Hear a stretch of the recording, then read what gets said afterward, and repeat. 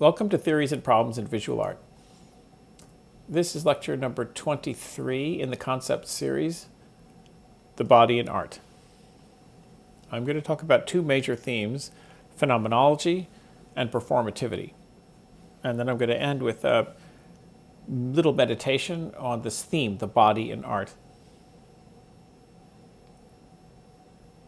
This is, of course, an impossibly large theme, because you could include everything from Paleolithic Venus figurines all the way to digital avatars. And in a philosophic vein, it could be argued that the body is the fundamental subject of representation itself.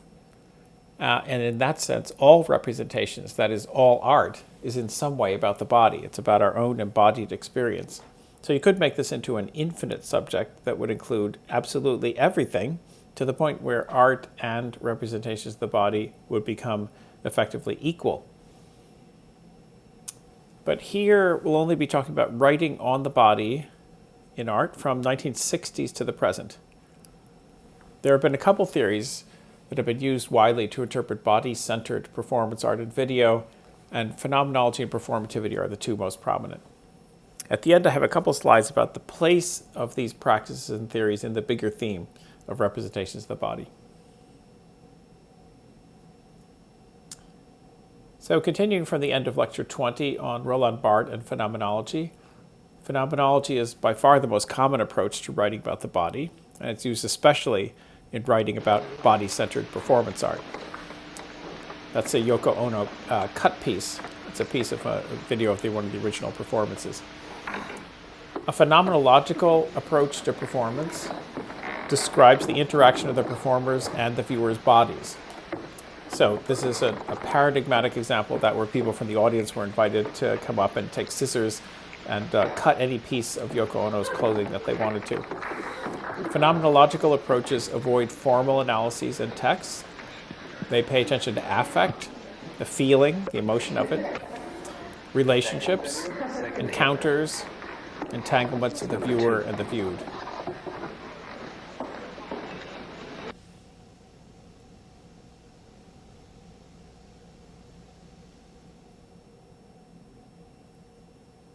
Peggy Phelan is one of the principal writers on feminist, body-centered performance art. Quote, "Performance remains a compelling art because it contains the possibility of both the actor and the spectator becoming transformed during the events unfolding." This idea of radical transformation and even confusion or exchange of roles is something that had a lot of influence on criticism itself, not just of body-centered performance art.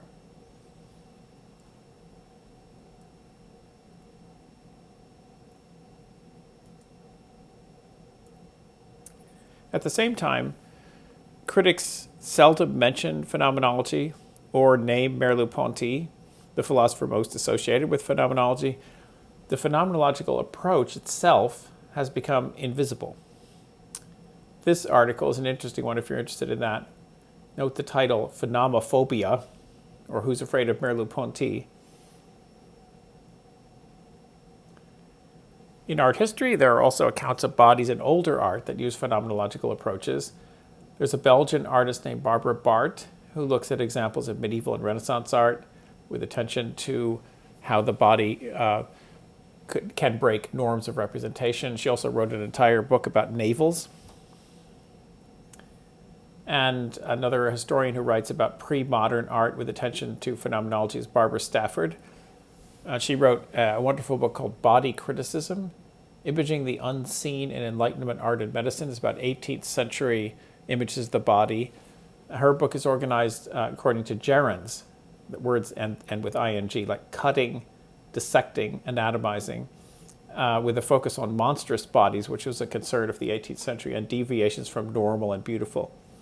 So if you're interested in this kind of approach, as it's been applied to art before the 1960s, well before the 1960s, these are two interesting sources, Barbara Barth and Barbara Stafford.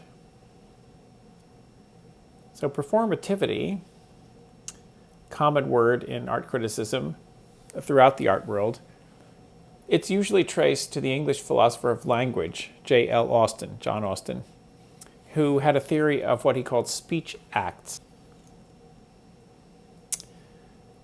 those were particular things that can be said that don't represent the world. Like if you describe something like that painting is crooked, you're representing the world. But instead of representing the world, these speech acts enact something, like the sentence, "With this ring I thee wed." By saying that, you change the world just by the act of saying it. Another one of his examples is christening of a ship. "I christen you the HMS," whatever. And when you throw the bottle at a ship, when you swing the bottle at a ship. Austin has some useful distinctions that sometimes come up in art theory. But when the word performativity is used in the art world, it usually has very little to do with Austin. He was a language philosopher after all, and he was talking about things that don't translate well into visual art. It's really just the word performativity. People usually mean something more like this. A performative piece is one where the doing of the piece is the piece's meaning. The adjective performative means that most or all of the meaning of a piece is the time it takes to do it and the experience of seeing it. That is different from the kind of thing that Austin was after. So when you hear performativity and see Austin cited, you can ask yourself if it really is necessary to trace it back to Austin, or if it's what's really meant is something more like what I have in the middle paragraph there. Amelia Jones's book Body Art, Performing the Subject, makes a distinction between performance art in general and performance art that works with and through the artist's own body. Women performance artists, she says, enact an especially radical example by combining the production and the expression of the art. The body is the quote-unquote canvas, so they have the potential to be more radically anti-modernist than other art forms. Women body-centered performance artists in Amelia Jones' account. There's also an interesting movement having to do with performativity in art criticism. This book, edited by Gavin Butt, argues that time-based work, especially body-centered performance art, requires a kind of art criticism that's responsive to its ways of creating meaning. That's Gavin Butt. It's inappropriate, so the contributors in this book say, to experience a performance which moves and it's evanescent and can never be reproduced, and then critique it using a medium, writing, which is by nature static and reproducible. So the performance is over, and if the meaning of the performance is the performance itself, the time of the performance, if its performativity is what matters, then somehow it doesn't make sense to continue writing a kind of art criticism, or for that matter, art history, that is static and timeless, stays on the page, stays on the screen. Art criticism, they say, should explore performative forms, like performative lectures or other impermanent responses. Like other art schools and academies, we have had events about this here, and we've had entire conferences on performativity. But it's a tricky thing, because when you're giving a talk, the talk is necessarily performative. So if you point to the fact it's performative, you may not be changing that much. But if the contributors to this book had their way, then criticism would begin to rethink itself, because art criticism and art history are still very largely text-based and therefore not responsive to certain art forms, including performances. After the mid-1990s, much of the art world writing on performativity was also influenced by Judith Butler. I have a separate lecture on her, History Lecture 26. She uses performativity to define gender, so that performance art can be doubly performative. You can think of it as doubly performative. It's performative in the sense that I've been considering, because it takes place in time and it's evanescent. And then it's performative again because it can involve the staging of gender. So to be accurate about that, body-centered performance art can stage the staging of gender. It can perform performativity. This doesn't necessarily mean that we're talking about art that happens through time, as in a performance. It can happen like it does here in a photograph. That's Claude Cahun, the surrealist photographer. It's a double exposure, double self-portrait titled, "What Do You Want From Me?" It has many of the same qualities of staging gender and performance at the same time, even though it's a 2D work. So I'll close with a couple of observations on the history of this idea, this theme, the body in art. So it might seem that this could apply to the art of any time or culture that centers on the body. But the idea of writing and talking and thinking about the body in art didn't exist before the 1980s, and there were no courses or books on the subject before the 1990s.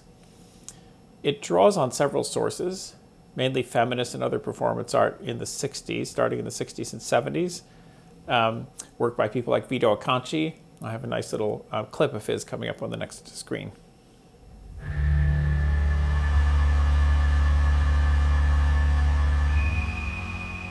What I really want, and I know this sounds naive, I really want revolution.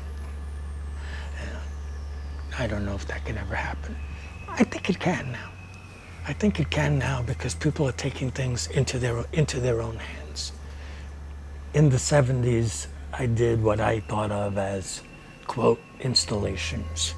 But I wanted people to be part of the installations and also to include my voice. I started to think, I wonder, can you really go on doing performance? I think I was thinking if once you become a performer, you're really a kind of clown for the audience. I thought maybe I shouldn't have to be doing pieces live all the time. So I did this piece called Command Performance.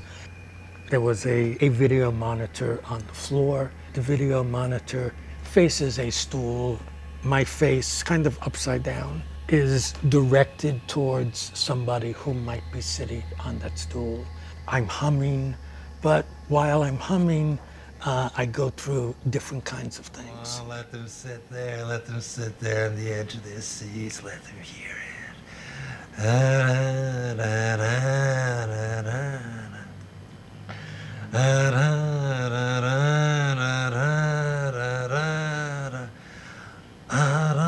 So that was the first piece where I thought, maybe I don't have to be there. You know, I could be there on television. I wanted to do things that could be part of the everyday world.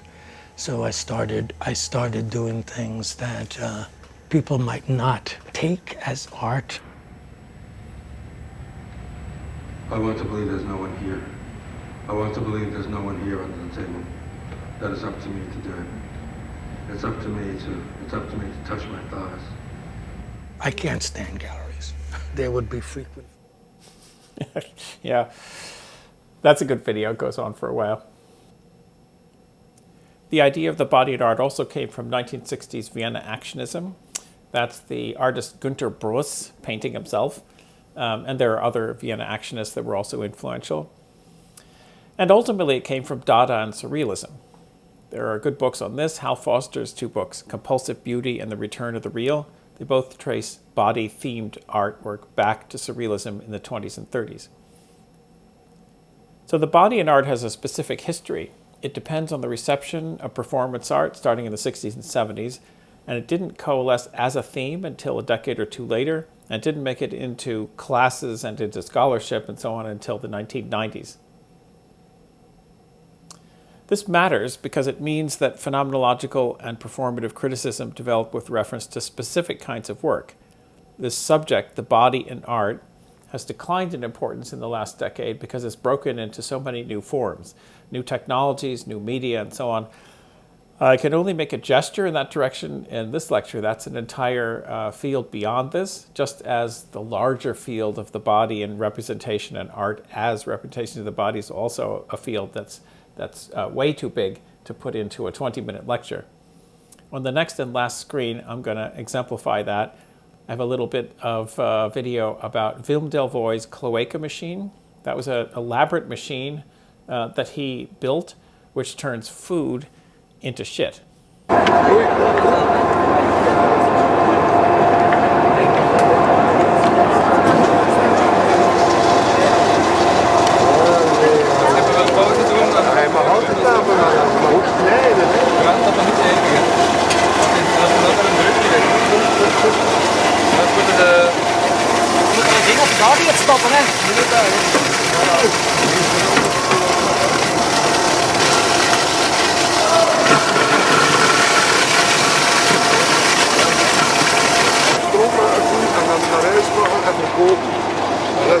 samen kunnen doen hier. Dan moeten we de fiets tegen gaan houden op manier.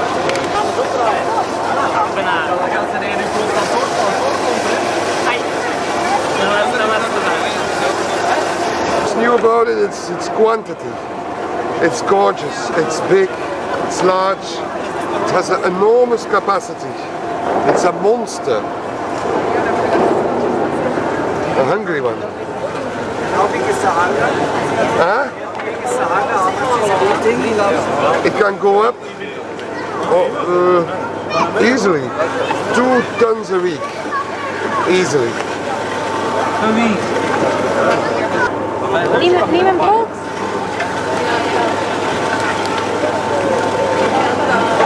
Meer honger dan Mila. Ja. Mila eet niet zoveel.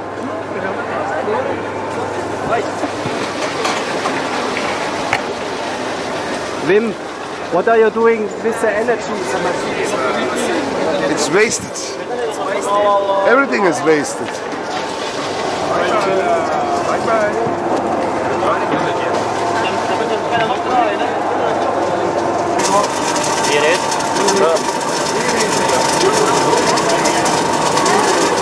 Ja, doe maar.